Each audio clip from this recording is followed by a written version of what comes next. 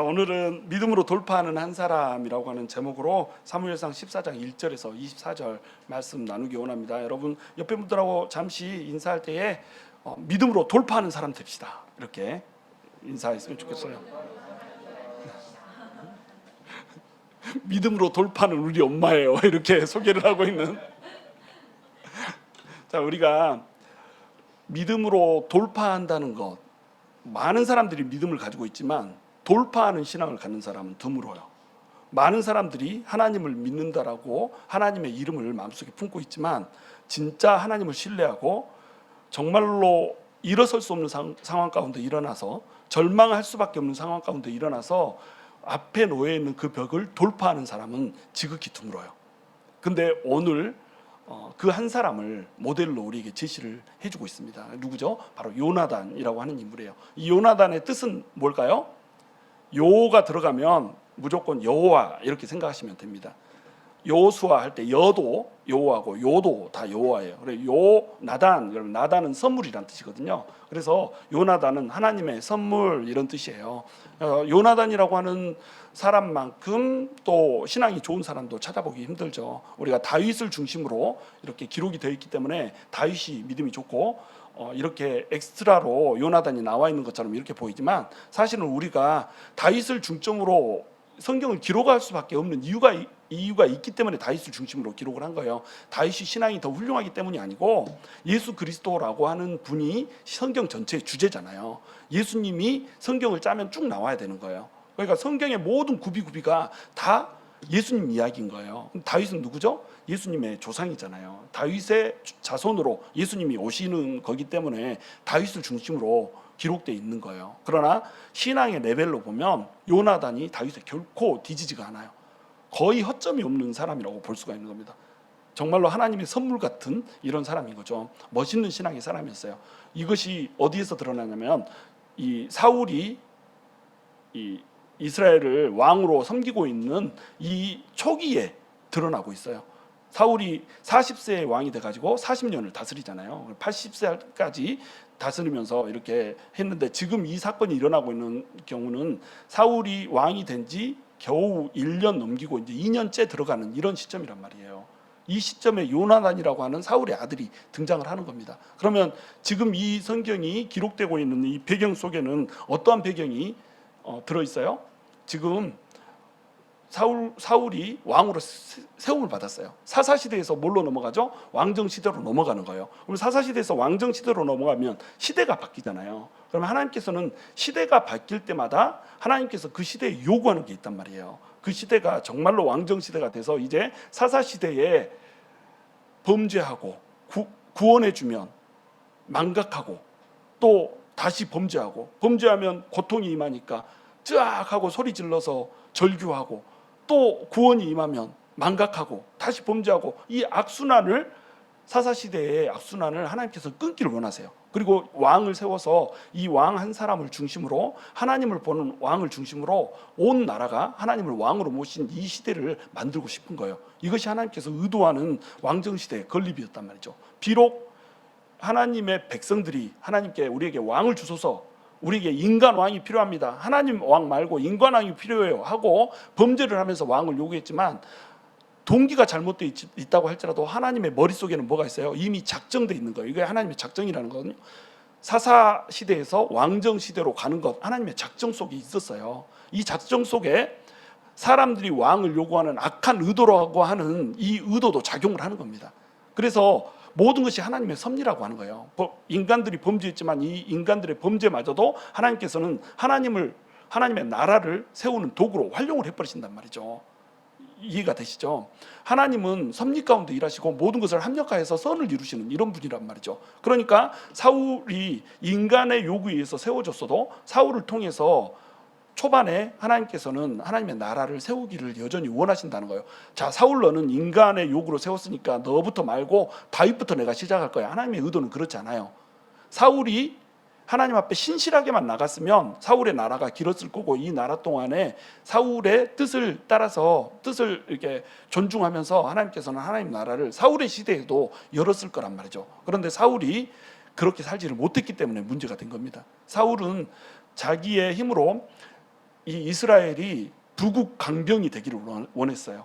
지금까지 블레셋에게 치이고 암몬에게 치였던 이 나라를 사울이 하나님의 나라 백성답게 할례 받은 백성답게 정말로 힘 있는 국가로 만들고 싶었단 말이죠. 그래서 어떻게 해요? 3천 명의 군대를 세우잖아요. 그래가지고 게바에 있는 블레셋의 수비대를 공격을 한 겁니다. 블레셋의 수비대를 공격하는데 이게 승리예요, 패배예요? 승리를 했단 말이에요. 요나단이 공격을 했고 전방에서 공격을 했고 후방에서 사울이 도왔죠. 그래서 이 3천 명이 쳐서 블레셋의 수비대를 격파를 했단 말이에요. 근데 이 시대에 칼과 창을 쇠붙이로 만들어진 것을 든 사람이 누구밖에 없다고 그래요? 사울과 사울의 아들 요나단 두 사람만 칼과 창을 들었다고 그랬잖아요. 쇠붙이로 된 거는 이 두 사람만 들었던 겁니다. 블레셋 사람들이 철공들을 전부 다 이스라엘에서 없애버렸어요. 자, 블레셋이 철공들을 이스라엘에서 없애버렸다 이 말은 뭐예요? 블레셋이 이스라엘을 정복하고 다스린 시간이 오래됐다는 겁니다. 그러면 정복한 시간이 오래됐다는 얘기는 또 무슨 얘기예요? 이 이스라엘의 백성들이 블레셋 사람들에게 동화가 돼버렸다는 거예요. 그래서 우리 일제시대 몇 년이죠? 38년의 일제시대잖아요. 이 일제시대 때 우리 대한민국이 누구를 따라서 나가요? 일본의 군대를 따라서 일본 군대로 징용돼서 나가잖아요. 그렇죠? 송기정 우리 마라톤 선수 1등 했는데 한국이 금메달 딴 걸로 기록 안 돼요? 누가 딴 걸로 기록되죠? 일본이 딴 걸로 기록된단 말이에요. 무슨 얘기인지 이해가 되시죠? 블레셋에서 이스라엘 백성들한테 군대를 징용을 한 겁니다. 그래서 블레셋 군대에는 이스라엘 백성들도 섞여 있어요. 블레셋하고 이스라엘하고 싸우면 그들 중에는 이스라엘 사람이 이스라엘 사람을 쳐 죽이는 이런 일도 생기는 이런 상황인 거예요. 이런 상황 가운데서 철공들을 전부 다 없애버렸기 때문에 이스라엘 백성들에게 무기가 없는 겁니다. 무기가 있다면 그 무기는 농기구이거나 또는 청동기 무기거나 이렇게 된단 말이에요. 그러면 청동기 무기 가지고 철기 무기를 이길 수 있어요? 쇠스랑 곡괭이 뭐 이런 거 들고 이길 수 있습니까?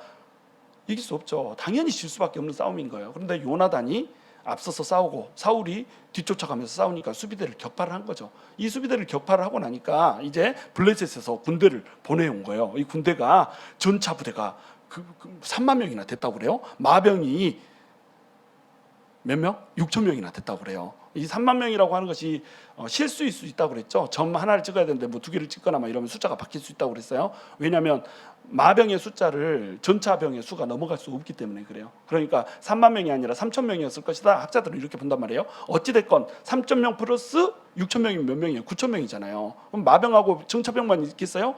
보병도 있을 거 아니에요. 그러면 10,000명, 20,000명 넘어가는 군대입니다. 이 군대가 그냥 모래알처럼 몰려오는 거예요. 그럼 이스라엘 백성들은 어때요? 자기들과는 달리 전부 철기 들었죠. 자기들은 두 발로 달려다니는데 그 사람들은 말을 탔죠. 그 다음에 병거를 타고 막 전차 타고 오죠. 우리 달려다니는데 탱크가 오고 있다고 이렇게 생각하면 되는 거예요. 이렇게 오고 있어요. 그러면 무섭겠어요? 안 무섭겠어요? 너무 무섭겠잖아요. 두렵겠잖아요. 그러니까 이스라엘 백성들이 다 도망가 버린 거예요. 어떤 사람은 숲속으로 숨고, 어떤 사람은 굴로 숨고, 어떤 사람은 바위 틈으로 숨고, 어떤 사람은 또 웅덩이로 숨고, 이렇게 숨어버리는 상황. 그래서 이제 600명 남기고 전부 다 도망가 버린 이런 상황이란 말이죠. 이런 상황 속에서 사람들은 절망에 빠져 있어요. 이스라엘 백성들이 블레셋 사람들이 몰려온다는 말을 듣고 전부 다 모였어요. 길갈에 모였어요. 이 사람들이 모여가지고 싸웠으면 됐단 말이죠. 근데 이 사람들이 도망가 버렸단 말이에요. 왜 도망갔어요? 무서우니까, 질 것 같으니까. 다 하나님의 백성이잖아요. 똑같이 하나님의 백성인데 어떤 사람은 도망가고 어떤 사람은 남는단 말이에요. 600명의 사람은 남았어요. 나머지는 다 도망갔어요. 600명의 사람은 어떤 사람이에요? 믿음이 좋은 사람들인 겁니다. 그래도 하나님을 바라볼 줄 아는 이런 사람들인 거예요. 600명의 사람 중에서도 사울이 600명을 데리고 있고, 이제 성경에서는 600명이 사울과 함께 남았다고 그러지만 요나단과 함께 남은 사람들이 또 있어요. 근데 요나단과 함께 남은 사람이 몇 명인지 성경은 말하고 있잖아요. 그러나 만약에 요나단한테 주어진 사람이 1000명이라고 한다면 1000명의 부대를 가지고 있는 거죠. 1600 합해도 10,000명 단위의 사람한테는 게임이 안 되잖아요. 그래서 요나단이 충분히 좌절할 수 있는 이런 상황이에요. 사울도 지금 두려워하고 있는 이런 상황이죠. 거기다가 사무엘까지 번제와 화목제를 드렸다는 이유로 사울을 떠나버렸잖아요. 그렇죠? 사무엘도 없는 상황에서 지금 누가 제사장 역할을 하고 있어요? 아이야라고 하는 사람이 제사장 역할을 하고 있는 이런 상황입니다. 아이야는 멸망한 엘리의 후손이잖아요. 이가봇의 형이란 말이에요. 엘리의 누구죠? 이 아들 며느리가 엘리가 죽는 것을 보면서, 비누하스가 홈리가 또 죽는 것을 보면서 애를 낳으면서 해산하다가 애를 낳고 죽어버렸잖아요. 그러면서 아이 이름을 뭐라고 짓죠? 이가봇 이렇게 짓잖아요. 하나님의 영광이 떠나버렸다 이렇게 지었단 말이에요.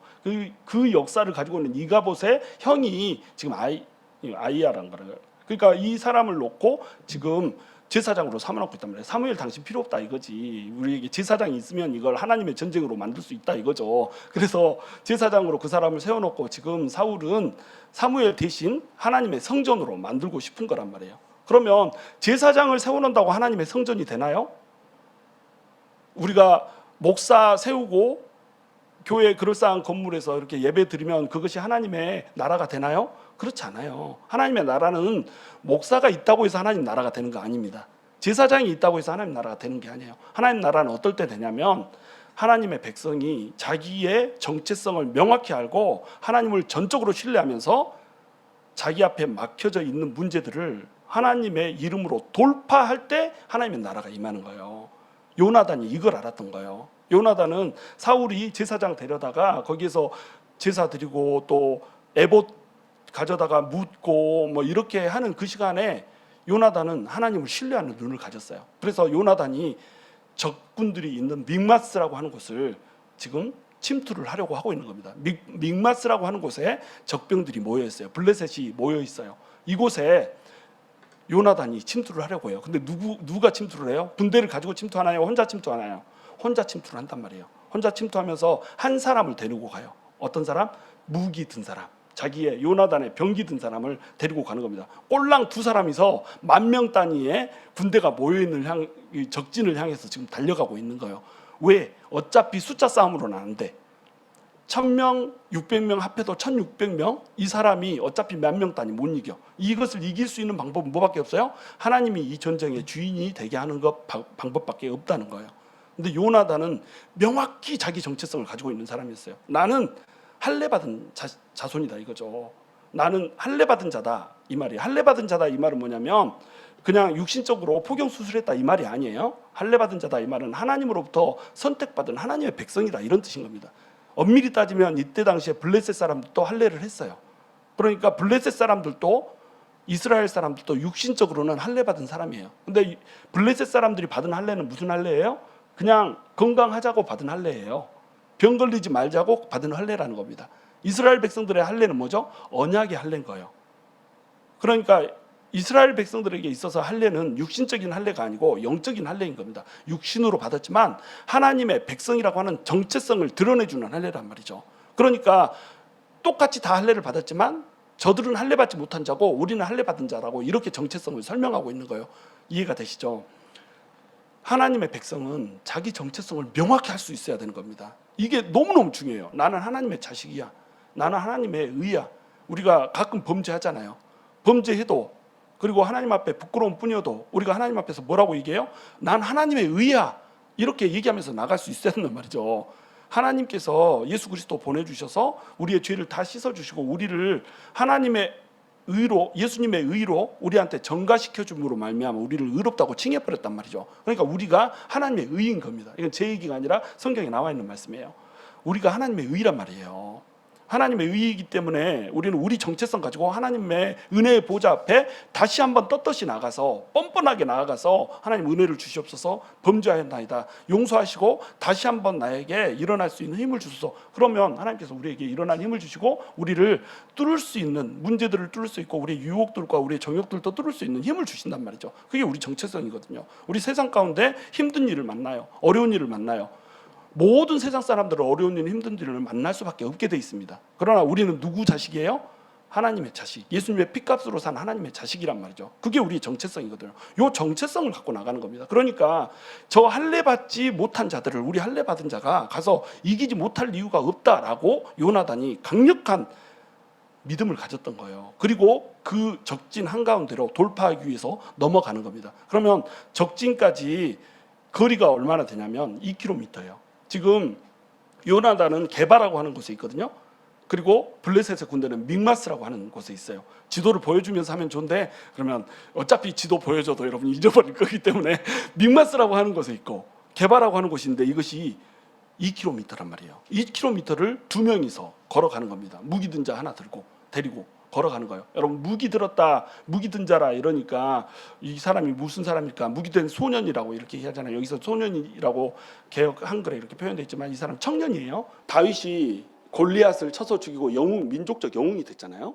민족적 영웅이 됐는데 이 사람이 사울의 무기 든 자가 됐단 말이에요. 병기 든 자가 됐단 말이에요. 병기 든 자라고 하는 건 뭐냐면 사울이 이렇게 진격할 때 그 왕 옆을 가면서 무기들을 들고 가는 겁니다. 그래서 사울이 무기가 필요할 때 딱 무기를 내주고 또 뭐 투구 같은 것도 들고 가주다가 투구를 또 딱 씌워주고 이런 일을 하는 게 병기 든 자가 하는 역할이에요.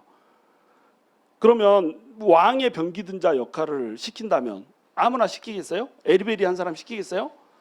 가장 능력 있는 용사를 시키는 겁니다. 요나단은 지금 왕자잖아요. 왕자의 병기 든 자를 시키기 때문에 이 사람도 용맹하고 아주 특출한 이런 사람을 시켜놨겠잖아요. 이 사람도 믿음의 사람인 거예요. 요나단이 나서니까 누구도 나서요? 이 병기 든 자도 나서게 되는 겁니다. 우리가 가자 하니까 가잖아요. 그럼 요나단이 지금 믹마스까지 가는 길에는 뭐가 두 개 있다고 그러죠? 산봉우리가 두 개 있다고 그래요. 바위산이 두 개가 있습니다. 하나의 이름은 세네, 또 하나의 이름은 보세스. 이 두 개의 이름이 있어요. 이 보세스는 믹마스 근처에 있고, 그러니까 이 블레셋 사람들 쪽에 보세스가 있고, 세네가 어디 있냐면 이 게바 쪽에 있는 거예요. 그래서 이것이 이제 요나단 쪽에 있는 이런 산인 겁니다. 근데 이 두 산의 특징이 뭐냐면 둘 다 바위산이에요. 그래서 보세스라고 하는 이 산의 뜻은 뭐냐면 우리식으로 하면 빛나리 뭐 이 정도 이렇게 된 산이에요. 그러니까 민둥한 거예요. 잡고 올라갈 만한 그 어떤 것도 없는 그런 바위산, 빛나다는 뜻이에요. 첫 번째 뜻이. 두 번째 뜻은 미끄럽다는 뜻이에요. 왜 미끄럽겠어요? 잡을 데가 없거든. 이렇게 생겼거든요. 파리가 앉아도 떨어지게 이렇게 생겼단 말이죠. 그런 땅이 보세스란 말이에요. 그래서 이 보세스라고 하는 의미는 깎아지른 낭떠러지가 있는 절벽이 있는 이런 산인 겁니다. 누구도 오르기가 쉽지 않은 절벽 같은 산, 이런 산이 보세스예요. 그런 산이 앞에 하나 있고 또 이쪽에는 자기 편에는 세네라고 하는 산이 있다는 말이에요. 세네라고 하는 뜻은 뭐냐면 가시, 찔레 이런 뜻입니다. 가시란 말이에요. 가시가 났다 이 말은 뭐예요? 산에 가시, 산에 온통 가시투성인 거예요. 이것도 바위산이기 때문에 바위산에 나무가 자라지를 못해. 나무는 못 자라고 바위 틈에서 뭐가 자라요? 가시가 자라는. 그러면 이 세네 산을 넘으려면 뭘 걸어야 돼요? 가시바퀴를 걸어야 되는 겁니다. 가시바퀴를 걷고 그 다음에 이 세네를 넘은 다음에는 뭐가 펼쳐지겠어요? 보세스하고 세네 사이에 협곡이 펼쳐지는, 협곡이 골짜기가 펼쳐지는 거예요. 이 골짜기를 또 길을 내려가서 다시 올라가야 되잖아요. 보세스를 또 올라가요. 자, 가시바퀴를 걷고 골짜기를 넘어서 이제 다 도달했다 싶으면 이 바위산을 또 암벽 등반을 해야 되는 거예요. 그럼 암벽 등반하고 올라가서 싸울 수 있겠어요? 그것도 두 명인데 2대 몇만이잖아요. 그렇죠? 2대 몇만 싸움인데 바위틈 기어 올라가 가지고 싸우려고 그러면 그냥 올라가다가 죽어버려. 올라가다가 지쳐가지고 힘이 빠져서 탈진하는 이런 산인 거예요. 가시밭길 넘고 절벽 넘고 우리 인생이 이렇다는 거예요. 하나님께서 우리에게 정확한 정체성 주잖아요. 하나님의 백성이다, 하나님의 자녀다, 정체성 줬어요. 할례 받은 자예요. 그런데 하나님께서는 승리도 예비해 놓고 있어요. 지금 이 승리라고 하는 것, 요나단이 가졌던 이 승리, 이것은 하나님께서 예비했을까요? 안 했을까요? 당연히 예비했죠. 하나님께서 작정한 이 승리예요. 이 승리는 승리가 정해져 있는 겁니다. 왜냐하면 사사시대에서 왕정시대로 넘어가고 있잖아요. 왕정시대로 넘어가면서 왕정시대의 기반을 다지는 초기 단계란 말이죠. 그러니까 싸우면 이기게 돼 있는 거예요. 근데 블레셋의 위세가 너무 강하네. 블레셋이 쳐들어오는데 군대가 너무 많네. 말도 타고 있고 전차도 있네. 그러니까 싸울 엄두를 못 내는 겁니다. 그래서 무서워서 전부 숨어버린 거예요. 자기들이 누구인지 어떤 존재인지 자기들이 모시고 있는 하나님이 어떤 분인지 도무지 알지를 못하는 거예요. 하나님이 나의 주님이시라고 하는 사실을 모르고 있는 거예요. 하나님이 힘을 쓰시기만 하면 그냥 우리가 움직이지 않아도 하나님께서 뜻하시면 우박을 내려서 천둥을 내려서 비바람을 쳐서 다 몰살시킬 수 있다라고 하는 사실을 이들은 인식하지 못하는 거예요. 그러니까 바위 틈으로 숲으로 웅덩이로 숨어가지고 하나님의 백성답지 않은 부끄러운 모습을 지금 보이고 있는 겁니다. 이때에 요나단이 나서는 거예요. 돌파하는 자로 나서는 겁니다. 하나님의 백성이다 나는. 우리가 이쪽으로 건너가자 이렇게 얘기하는 거예요. 그러니까 이 무기든 자가 뭐라고 그래요? 어떻게 하든지 당신을 따라가겠습니다 이렇게 하잖아요. 이때 요나단이 한 멋있는 말이 하나 있어요. 뭐죠? 하나님 앞에서 이 전쟁은 뭐라는 거예요? 사람의 수에 많고 적음에 달린 것이 아니다 이렇게 얘기하는 거예요. 사람의 수에 많고 적음에 달린 것이라면 당연히 지죠. 당연히 지죠. 자기들 군사 총동원해도 져요. 근데 하나님의 전쟁이라고 한다면 숫자에 많고 적음이 문제가 되지 않는다는 거죠. 한 명만 가도 이긴다는 거죠. 나 따라올래? 따라오면 영광을 볼 거야 이렇게 얘기하는 거죠. 그러니까 그 영광 나도 봅시다. 따라가겠습니다. 이렇게 나선단 말이죠. 한 사람이 나서면 반드시 따라서 나서는 사람이 있다는 거예요. 그래서 두 사람이서 이제 거기를 향해서 갑니다. 세네를 넘어서 가시밭길을 넘어서 협곡을 넘어서 돌산을 넘어서 그쪽으로 가는 거예요. 그리고 돌산에 이제 이 굴 하나를 파고 그 굴 속으로 들어가서 숨은 거예요. 그리고 나서 굴 속에서 둘이서 이제 얘기를 합니다. 표징을 하나 삼자. 표징을 삼는데 어떤 것이 표징이 되냐면 우리가 블레셋 사람 앞에 딱 등장을 하는 거야. 굴에서 나가서 등장을 하면 블레셋 사람들이 우리를 보고 내가 너희한테 내려가서 너네를 죽이겠다 이렇게 말을 하면은 요거는 인간의 전쟁, 하나님이 개입하시지 않는 거야. 그러니까 우리가 싸우면 안 돼. 그러나 만약에 그쪽에서 우리한테 올라와라 이렇게 하면 이건 하나님이 개입하시는 전쟁, 우리가 이기는 전쟁. 그러니까 무조건 올라가면 돼. 이걸 표징으로 삼은 거예요. 왜 이걸 표징으로 삼았냐면 블레셋 군대가 이 자기 군사가 산꼭대기에 이제 있잖아요. 보세스 위에 위치하고 있단 말이에요. 믹마스에서 보세스가 산이 쭉 있고 보세스 정상에 자기들이 머물고 있잖아요. 그러면 밑에서 굴을 파고 있던 사람이 이렇게 히브리 민족이 딱 치고 나와요. 그러면 싸워서 반드시 이들을 꺾어버려야겠다, 정복해야겠다 이 의지가 강력하면 어떻겠어요? 그냥 훅 내려와서 죽이면 되는 거예요. 그렇죠? 내가 내려가서 너 죽일 거야 이러고 내려올 거란 말이죠. 그렇죠? 그런데 만약에 이들을 꼭 죽여야겠다는 의지가 없다. 또 이 두 명밖에 안 되기 때문에 굴 속에 숨어 있는 이것들 좀 무시하고 싶다 이러면 어떻게 했어요? 너네 올라와 봐 이렇게 얘기를 할 거란 말이죠. 그러니까 너네가 올라와 봐 이 말을 한다. 이 말은 뭐냐면 이들이 우리를 무시하고 있다는 뜻이라는 거예요. 그들이 우리를 진멸하지 않겠다라고 하는, 그러니까 전쟁에 적극적인 의지를 갖고 있지 않다라고 하는 의미를 갖는다라고 하는 것을 이들은 인식한 거죠. 그러니까 둘 중에 어떤 것이 더 쉽겠어요? 내려와서 자기들을 죽이는 게 더 쉽다는 거죠. 이러니까 표징으로 이걸 구한 겁니다. 그래서 표징으로 구하고 두 사람이 블레셋 군들이 있는 대로 두 사람이 쫙 등장을 한 거예요. 그랬더니 블레셋 사람들이 뭐라고 그래요? 저 히브리 사람들이 군영에서 기어 나온다 이렇게 얘기를 하는 거예요. 그리고 올라오라 우리가 할 말이 있다 이렇게 얘기를 하는 거죠. 저 히브리 사람들, 자 히브리 사람이라고 하는 히브리의 뜻이 뭐죠? 히브리의 뜻은 물을 건너왔다 이런 뜻이에요. 아브라함이 가나안으로 올 때 어떻게 했죠? 갈대아 우르에서 살고 있다가 가나안으로 왔잖아요. 그러니까 유브라테스 강을 건너서 왔잖아요. 가나안 사람들 입장에서는 이스라엘의 시조인 아브라함은 뭐예요? 물 건너온 사람이 되는 겁니다. 근데 아브라함의 후손들이 이스라엘 백성들이 어디서 살았죠? 애굽에서 400년 동안 살았잖아요. 그럼 애굽에서 가나안 땅으로 올 때 어디를 건너서 왔죠? 홍해 어떻게 건너왔나? 홍해바다 건너고 왔단 말이죠. 그럼 홍해바다를 건너고 왔으니까 이 사람들 뭐예요? 가나안 사람들 입장에서 볼 때, 블레셋 사람들 입장에서 볼 때 물 건너온 거예요. 그리고 홍해바다 건너고 나서 요단 동쪽에 있는 모압을 통해서 이렇게 건너가잖아요. 건너갈 때 어디를 건너죠? 요단강을 또 건너가잖아요. 그러면 요단강을 건너서 왔기 때문에 또 가나안 사람들의 입장, 블레셋 사람의 입장에서 볼 때는 저것들은 물 건너온 사람들 이런 게 되는 겁니다. 그러니까 히브리 사람들 입장에서 볼 때 히브리인이다 이거는 자부심이요 긍지였어요. 하나님께서 우리를 물 건너에서 가게 하셔서 약속의 땅을 주신 거예요. 그런데 다른 사람들, 블레셋 민족이 또는 애굽 사람들이 히브리 사람이다 이렇게 표현할 때는 이것은 경멸의 소리였던 겁니다. 저것들 우리 본토배기가 아니고 물 건너서 넘어온 것들 이런 거 무시하는 소리였던 거예요.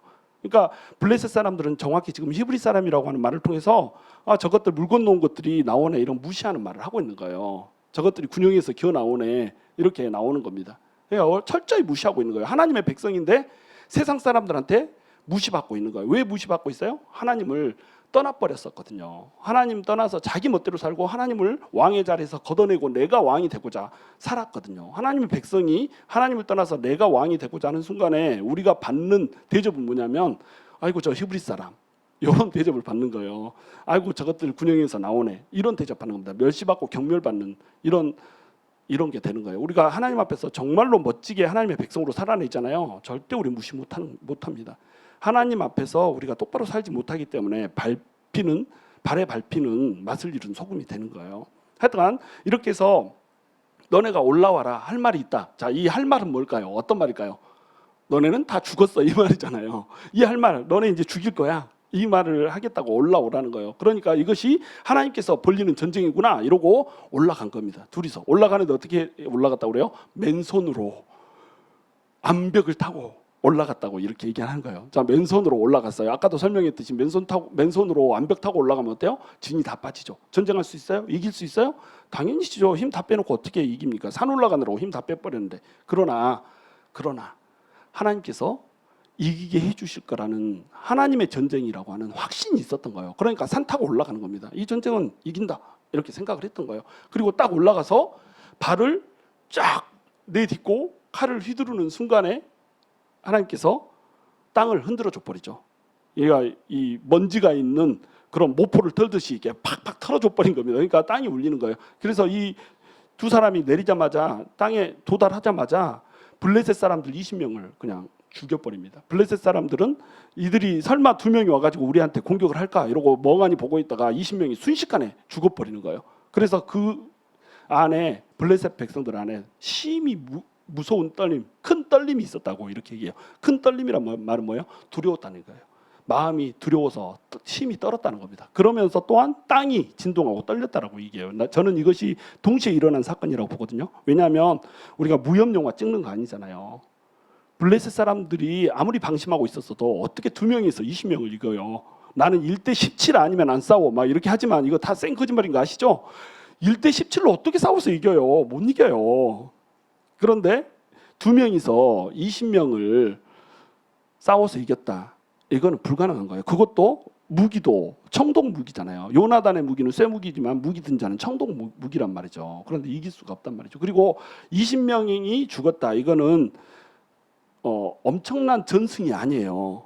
몇만 명 중에 20명 죽은 겁니다. 그럼 블레셋 사람들은 자기들 중에 몇만 명이 있는데 뭐 적어도 10,000명이 있었다고 합시다. 10,000명이 있는데 그중에 20명 죽었다고 이들이 도망가겠어요?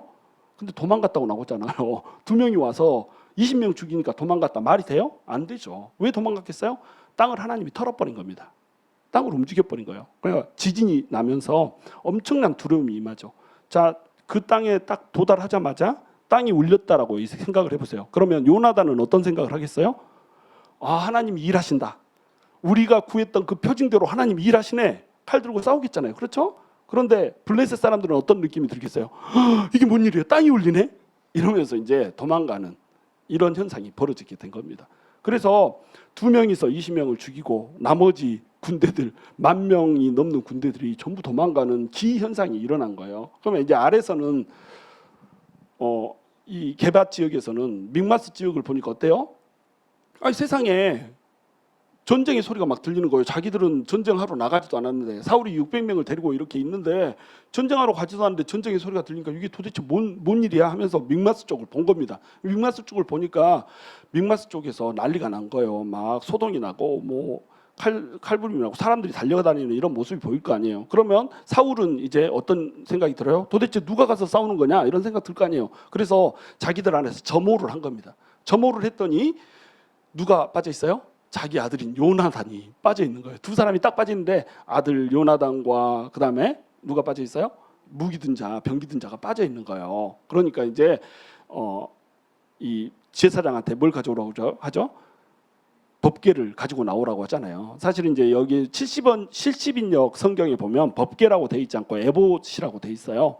법궤를 가지고 나오라는 건 현실적으로 조금 이제 옳지 않은 것 같아요. 그래서 아마도 이건 에봇을 가지고 나왔다고 하는 70인역의 해석이 맞을 거예요. 그 설명이 맞을 건데 에봇을 가지고 나면 에봇에는 뭐가 있죠? 우림과 둠밈이 있잖아요. 우림은 빛이란 뜻이고 둠밈은 완전함 이런 뜻이잖아요. 우림과 둠밈한테 물어봤잖아요. 에봇 속에 있는 그걸 꺼내서 물어봤단 말이죠. 하나님의 완전한 빛으로 계시를 해주시고 이렇게 해달라고 완전과 이 빛이라고 하는 이 두 가지 것을 사용했다면 이게 우림과 둠밈이거든요. 이걸로 이제 물어보려고 제사장을 부른 거죠.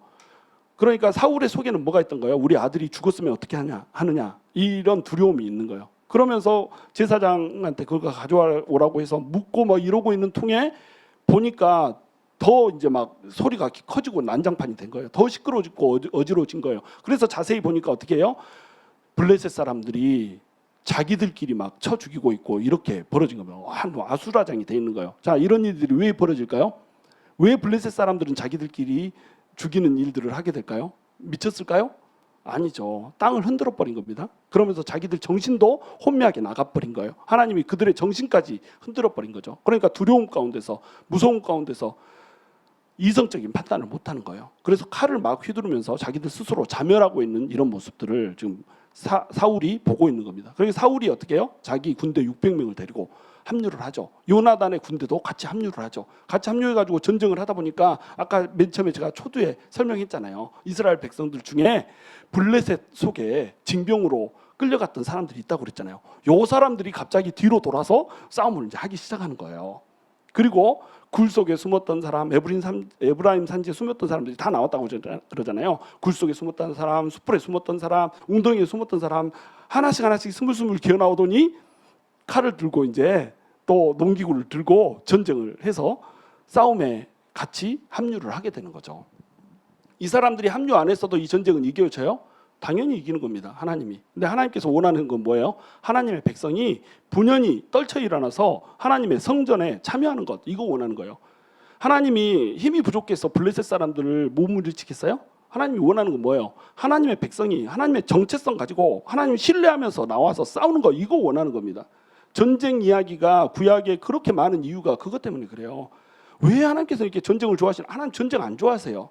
전쟁 이야기가 그렇게 많이 나오는 이유는 영적으로 악한 영적인 세력들, 악한 영의 세력들에 대적해서 하나님의 백성이 하나님을 온전히 신뢰하면서 하나님의 그 이름으로 두려움 없이 염려 없이 나와서 서는 것, 이것을 하나님께서 원하시기 때문에 그렇다는 거예요. 그러니까 우리가 돌파하고자 서면 하나님께서는 역사하실 수밖에 없는 겁니다.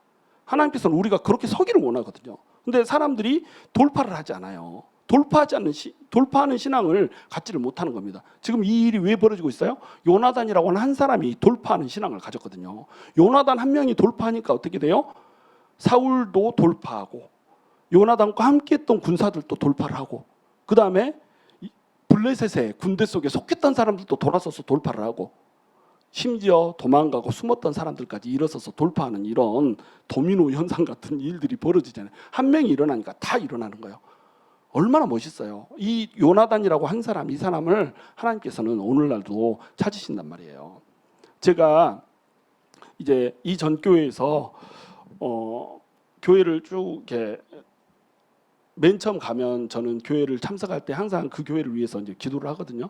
근데 금요 기도회 때 가서 기도를 하는데 하나님께서 교회에 대한 이렇게 좀 음성을 주세요. 이 교회가 어떤 것이 필요한 교회라고 하는 것 음성을 주세요. 이 교회가 하나님의 사업에 집중하여서 하나님 사업을 위해서 열심히 싸우고 뛰는 교회가 아니다. 서로 자기들의 영광과 자기들의 유익을 위해서 분열되고 갈라져 있는 교회다라고 하는 이 느낌을 확 주는 거예요. 그래서 하나님 그러면 이 문제를 어떻게 저는 이제 고작 서리 집사일 뿐이고 이제 교회에 참석한 사람인데 이제 교회에 조인한 사람인데 이 교회를 위해서 제가 할 수 있는 일이 뭐겠습니까? 라고 기도하는데 하나님께서 교회에 한 우물을 팔 수 있는 사역을 만들어라 라고 말씀하시는 거예요. 그래서 제가 이제 막 교회에 조인했는데 전도축제라고 하는 것을 기획을 했어요.